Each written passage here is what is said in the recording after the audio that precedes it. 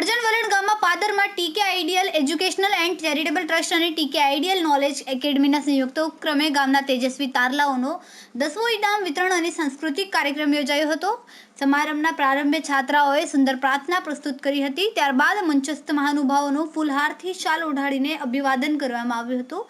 સમાન સમારંભના શરૂઆતમાં એસએસસી બોર્ડની પરીક્ષામાં 70થી ઉચ્ચ પરિણામ મેળવેલ 26 તેજસ્વી તારલાઓને મેડલ અને સન્માનપત્ર એનાયત કરવામાં આવેલા હતા, જેમાં હજારોની જનમેદની વચ્ચે જાહેરમાં તેજસ્વી તારલાઓનું મુખ્ય મહેમાન તરીકે પધારેલ સુરતની વીએનએસજીયુના શિક્ષક વિભાગના અધ્યક્ષ ડોક્ટર રાજેન્દ્ર પટેલ, જિલ્લા શિક્ષણ અધિકારી કચેરી ભરૂચના education inspector doctor Divyesh Parmar, Vadodara જિલ્લા પંચાયતના વિપક્ષ નેતા એડવોકેટ મુબારક પટેલ, પાલેજના માજી સરપંચ સલીમ વકીલ, કોલવણાના સરપંચ પત્રકાર ઝફર ગડીમલ, ગામ આગેવાન યુસુફ ઇખરિયા, માજી પંચાયત સભ્ય સાજિદ ખંડેરાવ, પત્રકાર તસ્મીલ પીરાવાલા તેમજ શિક્ષણવિદોના આ સમારંભમાં 26 મેડલ, 26 સન્માનપત્ર, 2 ટ્રોફી, 13 પ્રમાણપત્ર, 6 પુસ્તકો આમ તેજસ્વી તારલાઓ પર 73 ઇનામોની વર્ષા થઈ હતી. વલણ ગામના ઇતિહાસમાં એસએસસી બોર્ડની વાર્ષિક પરીક્ષામાં સૌથી વધુ 96% અને 99 PR મેળવનાર વાસીવાલા આયશા બીબી સલીમનું મેડલ, ટ્રોફી, સન્માન અને પુસ્તક સુરતની વીર નર્મદ યુનિવર્સિટીમાંથી પધારેલા ડોક્ટર રાજેન્દ્ર પટેલ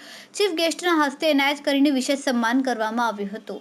રિપોર્ટર રવિ સૈયદ, તહેલકા ન્યૂઝ, ભરૂચ.